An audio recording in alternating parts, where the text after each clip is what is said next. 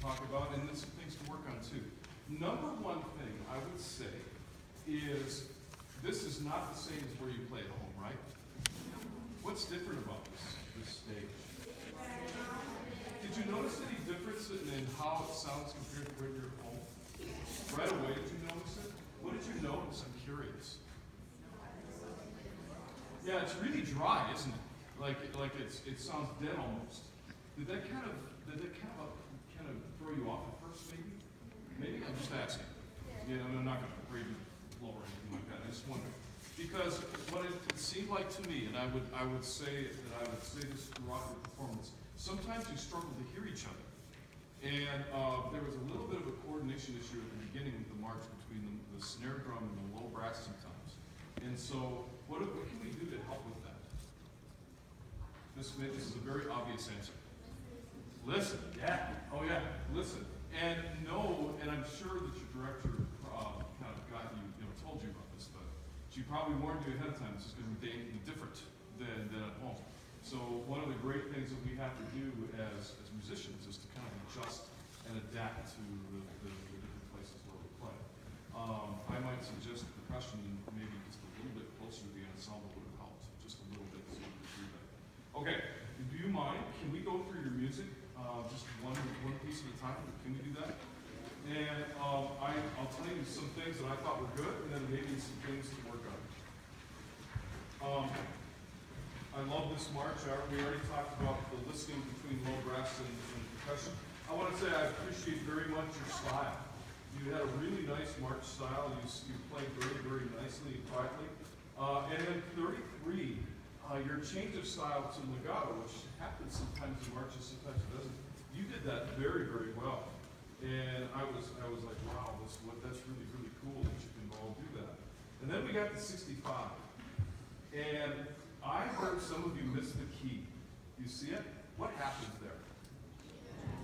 Yeah, what note changes for you? It's different in every section, right? Yeah.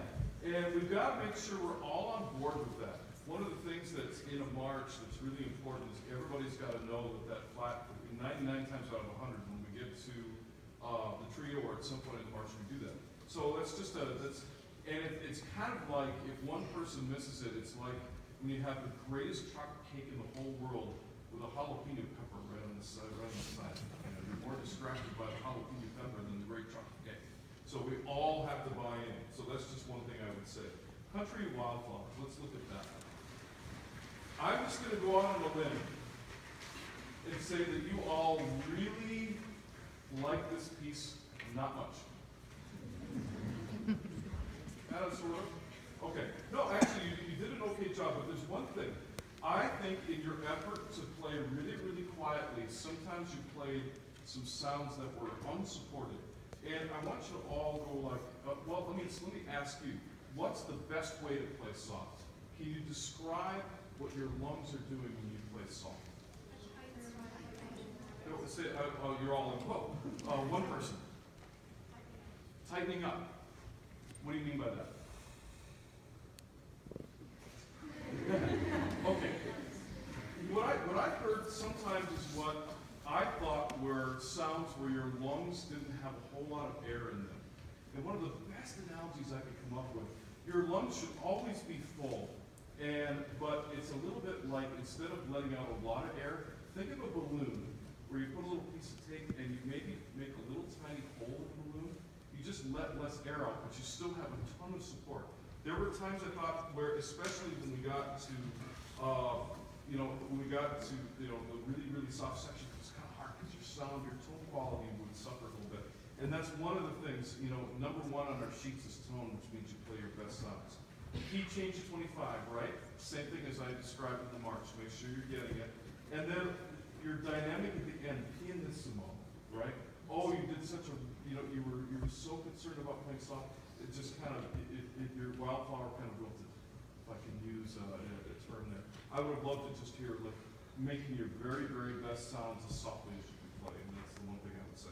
Okay, Light Cavalry Overture. Wow, great piece. Did you guys like this? Yeah, I do too. And it seemed like, the one thing I will say is that you played with great energy in this one. and it seemed like they really liked it. The word light cavalry, right? What is light cavalry? Well, it's quarter horses. And so the quarter horses are they the kind that kind of tromp around, or are they the ones that are fast? Yeah, they're fast. So I would say as a general rule of thumb, you want to be on the lighter side all the time. There were times when we did that very, very well. Sometimes we got a little bit heavy trumpets. You got to listen to each other at the beginning and really try to line up those 16th notes. Same thing with low brass. I thought you lined up the rhythm in measures 3, 4, and 5 really well. That's hard to do, isn't it? Those are kind of weird looking rhythms right there, but you did that well. I think the 6/8 stuff at 24 went really, really well. I think you liked that part. I think you could really hear the horse. And 59, good. That was very nice also. It's top, down, bum, bum, da, da. It's hard to hear those rhythms, and you handled them really, really well. And the DS, good. And at the end, I thought the end was nice and powerful and had lots of energy. Be careful at the very end that you don't overdo it, though. I think you were kind of like, oh, we're done, blah, right? You kind of let it all go. So, all right. Well, I got to say, especially for those of you who are 7th graders, great first job at your festival.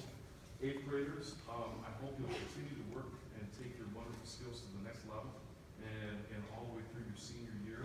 And I want to thank you for playing today. Good luck in the sight reading room.